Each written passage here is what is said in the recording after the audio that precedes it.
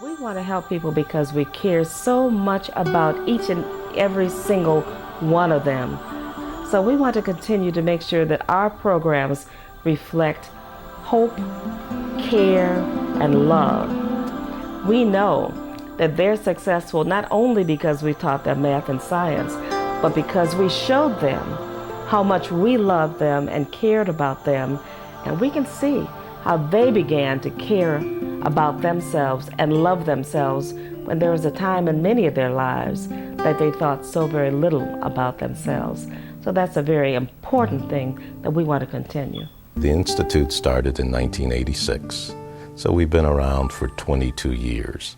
The fact of the 22 years in this community is a testament to what the Black Child and Family Institute has provided.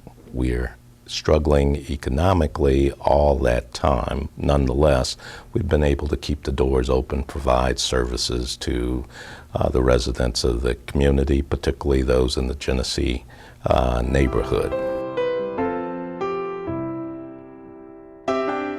Anything that pertains to an education nature, I'm responsible for, whether it's educating from early childhood all the way through adult. And education can mean healthcare programs, education programs, recreational things, cultural things, whatever it is that's going to educate the community that we serve, as well as even some on the outskirts. African Americans, we do service Caucasians, we've got our Hispanic families here, we've got our diversity in terms of single moms that we serve in terms of their children, you know, unmarried without children that come through our programs and utilize that as well, you know, whether it's an age, whether it's a race, whether even from a religious perspective. We have a lot of different religious organizations that come in and utilize our building on an ongoing basis. Our funding from many of our funding sources over the years has not increased. For instance, the state of Michigan has been generous in providing a significant grant to the Black Child and Family Institute, but that grant has been static since the inception of the Institute.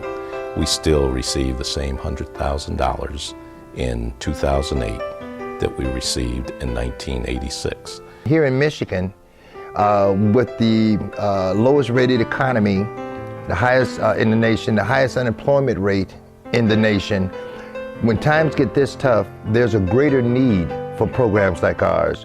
We see more parents coming in for our holiday food baskets. We see more parents coming in that are having issues maintaining housing, paying their utility bills.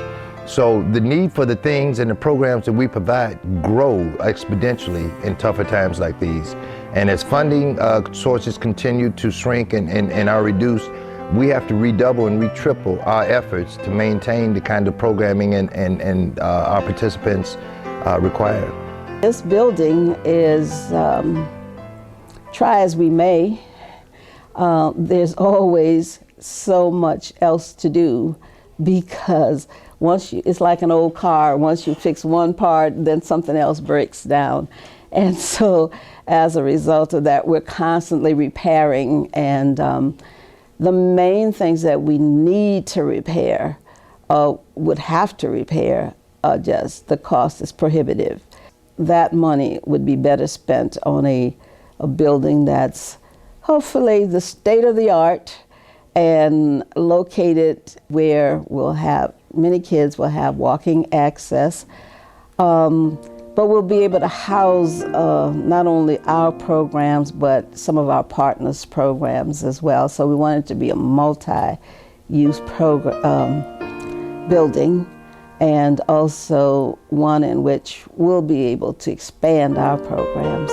Someone in the UAW had an opportunity to make a recommendation with respect to how some funds from a lawsuit might be allocated. And the Black Child and Family Institute ended up as a recipient of those dollars.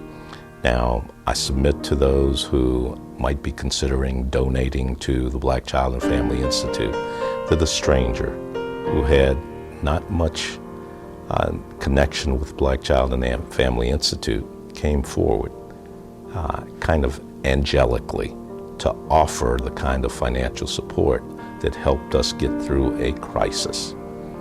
When you give to Black Child and Family Institute, you're giving to the community in which you serve. Your efforts and your contributions reach far deeper than they might in many other cases or many other charities. Because we are a comprehensive agency and because of our partnerships throughout the area, we can touch families in a lot of times in a lot of places when other agencies can't.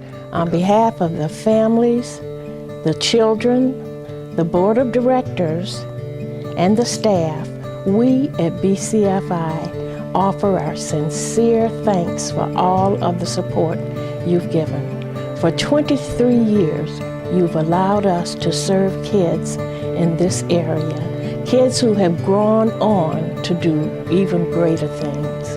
We ask that you continue your generosity and your support and your prayers that we may serve the most vulnerable kids in our community. We'll continue to offer hope, love, and care because of the support that you have given.